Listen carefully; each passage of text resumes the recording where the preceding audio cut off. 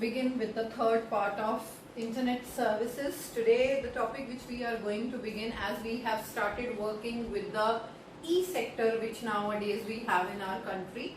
Now next e-sector is e-banking. E-banking, you all are aware of e-banking, where you have transactions on the internet, or you can say with the help of internet you are able to pay, or maybe you are able to receive the money from the other end. That is e-banking. Basically, wherever money transaction is involved, that is only possible with the help of e-banking. Simply what you have to do in the e-banking, you need to open the website of the bank, and each and every instructions are given over there that you need to follow when you are working on any of the website. Okay, so just they will give you one pin which you need to enter whenever you are using any of the e-banking sites to work, and then each and every services are mentioned over there which you can use according to your need. Now next, if we see, there are three things in e-banking. First one is the internet banking. Internet banking means where you can use your bank account the way you want to use, or the way you are using whenever you are going physical for banking. Like the way you are checking your amount balance, the way you are paying your bills, each and everything you can simply do it by sitting at home and using the internet. There are many advantages of using internet banking, because you don't need to stand in a long queue for paying your bills.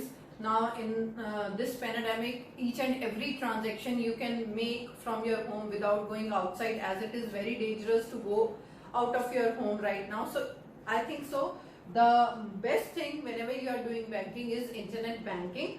The only thing, even if you think that there will be a security issues when you are doing the transaction, so all the banking websites, they are using Visa card and Mastercards, and these all things are available with the help of SET, that is SET protocol, and SSL protocol. These protocols are very high standard encrypted protocols where there are 0% chances of any kind of fraud or your money loss. So this is the benefit by sitting at your home. You can do any kind of transactions, any kind of if you want to have your check gets cleared, or any sort of operations which banking sites are offering you, that you can avail by sitting at the home. Even you can have the access of the personal loans by sitting at home. You can apply for the personal loans as well. And even if your bank is in other city, is in another country, that also you can access from your country where you are residing. And even you can check your balance by sitting at home, how much transaction you are daily doing. So each and everything is available in this internet banking. Next one is PC banking. PC banking is nothing less than internet banking when you are using your personal computer for doing any sort of banking transaction, that is called as PC banking. Next you see, that is mobile banking. This is mobile banking is a service actually which all the banks are offering nowadays. Like if you are making any transaction anywhere, you get message from the bank, that is SMS banking. Mobile web, from your mobiles, if you want to access the internet sites of the bank, that also you can access with the help of mobile. Even they are giving you one applications, mobile banking apps, which you know, they are giving you those applications. With the help of you are able to do all sort of banking features you can use with the help of these kind of apps. Now next come to the topic, that is e-shopping. You all are familiar with this topic. Most of you maybe like it very much. So we have again long list of advantages as well as disadvantages of e-shopping. E-shopping basically means when you are buying as well as selling. Even if you are selling something on the internet, that also comes under e-shopping. So and obviously you can't do e-shopping without the help of e-banking. You need to pay your bills only through internet when you are doing e-shopping, though you have option of cash on delivery, but then also it would be very safe if you are using it with e-banking. Now next come to its advantages. It is very convenient. You don't need to go any physical shop and just do the shopping by sitting at your home. You can open numerous sites and you can select whatever the product you want from that large variety of products. Then information and reviews. Secondary thing is, if you are going for a physical shopping and you will ask for the product, how that product is, obviously shopkeeper will say that it is very good. Even several complaints have come. But here you can genuinely see the information related to the product and the reviews, how those people are those who have used that product, how they are reacting to that particular product. That honest reviews also you can get on in this e-shopping. Then price and selection. If you have done e-shopping, then you might observe that you can, from the combo box, you can select how much you want to pay. Like they will show you the product which is in your range and you can select according to that. Okay, maybe when you are going for physical shopping, at that time you are shy enough that you cannot ask them to show you less range price, but here you can do without any hesitation. Next is compulsive shopping. Compulsive means whenever you are going for a like physical shopping, maybe it's a mall or a supermarket, what happens over there, when you see so much range of variety, you might get confused, or you may think, okay, I'll pick this up or another thing also, and then your bill reaches to a certain amount. So this is called compulsive shopping, where you are getting confused when you are doing physical shopping, what to purchase or what not to. So this also keeps you control, that you should not buy unnecessary things. Whatever you really required, you are going to purchase only those things in these e-shopping sites.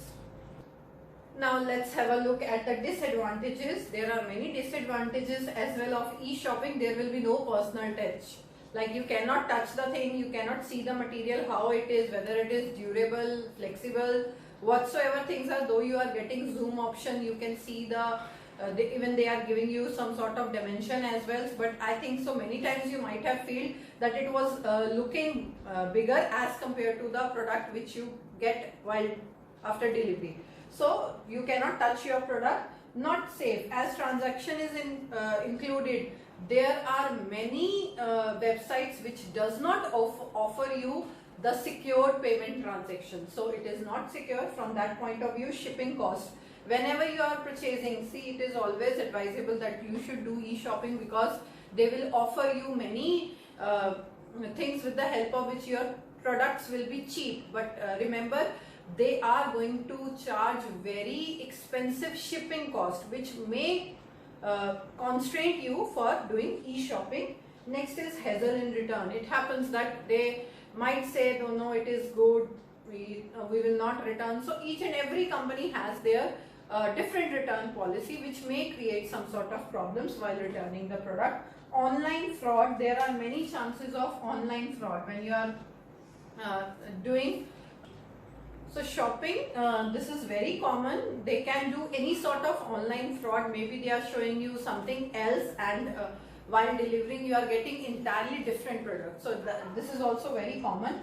Next is shutdown unexpectedly. Sometimes it happens, you have shopped something, you purchase something, and after that, that company only gets shut down. So you have purchased, you made the payment, and now no one is there online, no website, nothing where you can claim your money back.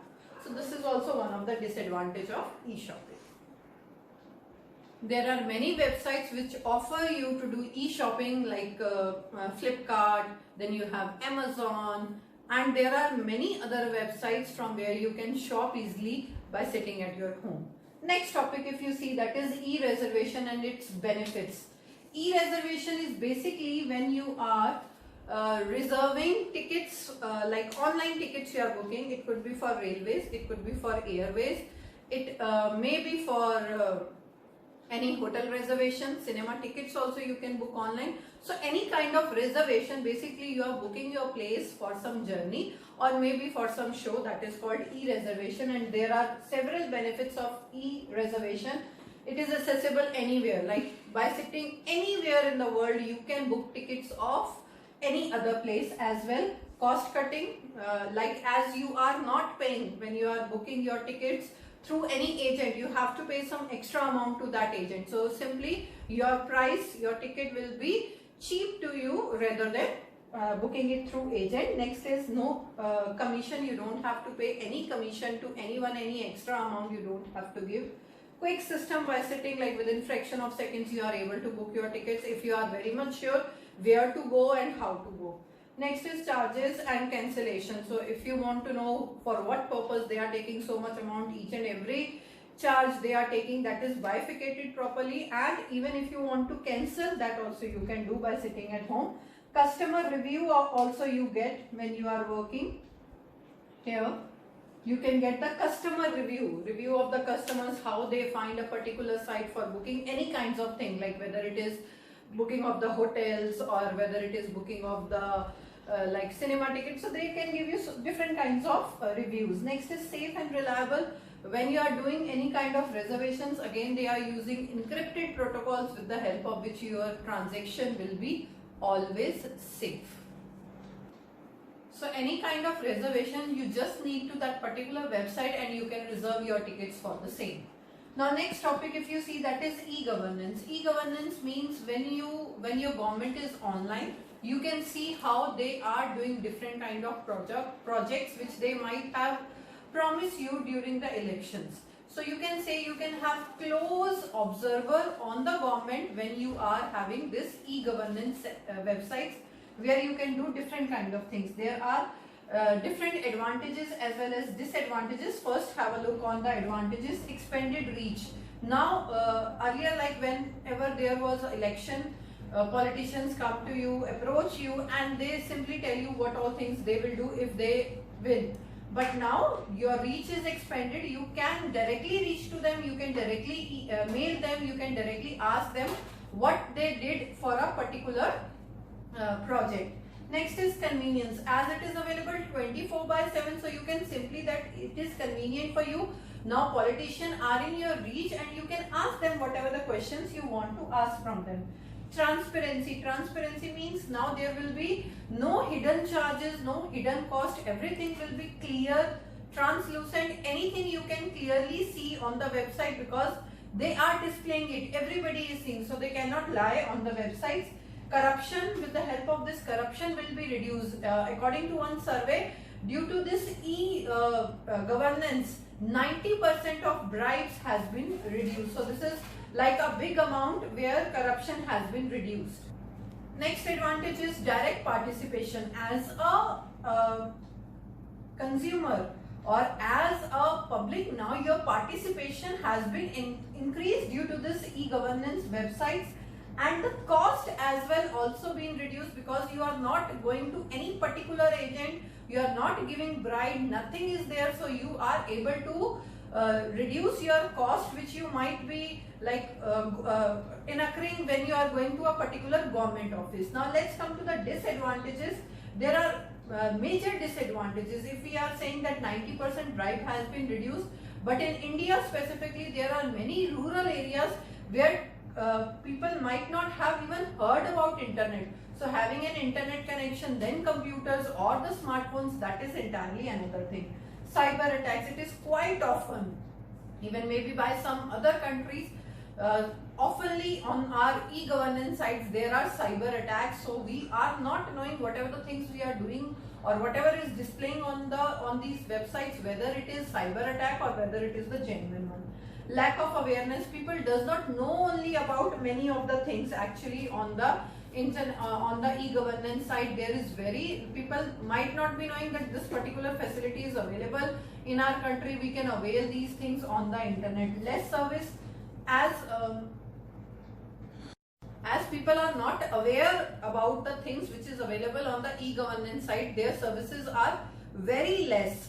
Even after that, there are many areas where still government has to approach people that these things are available on the internet. But despite it, so many disadvantages, you can do many things, like you might have heard about EPFO, you have DigiLocker facilities, you can make your Aadhaar card online, and even you can make your passport. You can have all the kind of things wherever Earlier, a lot of bribe has been taken. Now each and everything is available on the this e-governance site, with the help of which your work pressure has been reduced, and even you have to pay less, which you were paying more earlier. As everything is digitized today, even our honorable Prime Minister, he also focused on digital India, because if any country has to come under developed nation, then its technology should be very good and fast. Now next topic is e-groups. E-groups means basically a group where you have people of same interest. Like you have many groups in your WhatsApp chat, wherever the groups are, those people are somehow related to you. They may be your family, maybe your friends, but those people are of same interest. You cannot be a part of any group where you have no interest. Okay, so e-groups basically people are creating so that they can have a talk, have a discussion on a particular topic. It could be a scientific group, it could be a research group, it could be a political group, it could be any kind of group, but those people will be related to that same field. Now let's see its advantages. It is available anytime, anywhere you can access these groups, so you can be part of discussion wherever you are. Even the shy people, there are some people who cannot speak in public, but in e-groups they have to type their messages and share their views. So they can, these type of shy people can share their views very easily. Active participation is required. Whenever you are in group, if you are not participating, if you are not giving your views on a certain topic, you may be removed from that group. No boundaries. Even you can have the people who are very far away, who may be residing in foreign countries. Even those people may have same interest which you have, but without any limitations of boundaries, they can also be part of that particular group. Up to date, whatever the information you are giving, it's necessary that that should be up to date, because these groups are not live. Okay, someone has sent you a message, it's up to you when you are opening that message. So whatever the information you are sending, that should be up to date. Storage for long time, as long as you are not going to delete the information from these kind of groups, it is going to be there. Now let's come to the disadvantages of e-groups. Text based, you cannot have like any pictures or any other kind of attachment in these kind of groups. Only you can chat, only you can share your views. Long wait, as I told you that these are textual talk where people are sending the message. Now it's up to the other person when he or she is going to check your message. So sometimes you will not get reply in a specific time. Different opinion, and different kind of people, maybe of different country people are there in that particular group. So they may have different opinion, which could be the cause of any sort of discrimination or hearted, something like that. Sometimes the information which they are giving, that is irrelevant. There is no relevant source. Like if it is in a particular group, it should be true only. There could be many information which are fake, which may be irrelevant, may be of no use. Next topic is social networking. Social networking, you all are familiar, where each and everyone, whosoever is enrolled on that particular platform, he or she can access your photographs, can access your profile, can know you about whatever the things they want to know from that particular. So it could be a platform which anybody can see if they are having their ID over it. So again, it is a platform which is very good, but as all coins, each coin have both the sides. That is advantages and disadvantages. So let's discuss its advantages. It is a platform where you can easily connect to anyone, whosoever the person is, whether you know that person, whether you don't know. After seeing their profile, you might have interest in their profile and you are sending them requests to follow you, or you want to follow them. So it is a platform where you can easily connect, as well as you can create the new connections. People maybe you have not met before, maybe you have not have any kind of talk with them, but then also you want to be there in their friend list. Next is free promotion. If you are having any business, you can simply put a post, you can simply upload a picture or a visiting card of yours, so you can freely promote your products on these kind of social networking websites. Even nowadays in many social networking platforms, you are going to get free aids on criminal cases. Free aid means which they are helping you how they can deal with the criminal cases. Information spread fast. If you want to send some information to million of people, like if you are going to call anyone, that will also take time. If you want to send letter or email, that will also take time. But social networking is a platform where you are posting any information. That information could be spread very fast as compared to any other media. Now let's come to disadvantages. There are disadvantages. First one is the cyberbullying. Cyberbullying, I hope you all are aware of this term. When you are posting your picture, if someone is like all are liking it and giving good comments, you will feel better. Whereas even if one is going to make any obscene comment, you will be hurt. You may be depressed. So it is a place where anyone can speak, and whatever they want to write, they will write in the comments. That may disturb you. Less real life. Sometimes when you are talking, that is not at all relevant. You may be checking someone's profile, and it's not like that whatever they are writing in that profile, that could be true only. They may have misguided you. Addiction. Social networking is a platform. Maybe you are spending your full day, maybe you are spending 3 to 4 hours. That is simply wastage of your time. So you should not get addicted to it. Misleading and sometimes misusing the information. Maybe the information which is given over there, that is not correct. Maybe they are saying you that they are having very good products, they are launching good products, their business is very good, but maybe it is opposite. And even sometimes they are misusing whatever the information they are getting. They might be like, as you people are posting, like you are in some city, you have gone to some fair or some market, these type of like location based services which you are using on the social networking. Thieves can take benefit of it and can simply steal at your home when you are posting such kind of messages. Fake profile, as I discussed earlier, that anybody could create any kind of fake profile on the social networking websites, and that would be very easy for anyone to make you a fool. Next and last is peer pressure. Peer pressure means, peer means group. When you are in a group, if your friend is having, maybe he is having Apple phone and you are an Android user. Now after seeing his phone, you might be coming to your home and demanding your parents for a costly one phone because your friend is having. That is peer pressure. When just to show off in front of your friends, you are forcing your parents to have same kind of things. It could be in positive or in negative also. Peer pressure, it could be like if some other student is getting, or some other child is getting 95%, then you also have to work hard and get that same type of score. So it could be in both the things. Peer pressure is basically when you are in a pressure of your friend circle and you also want to do the things which they are doing, that may cause any kind of harm to you.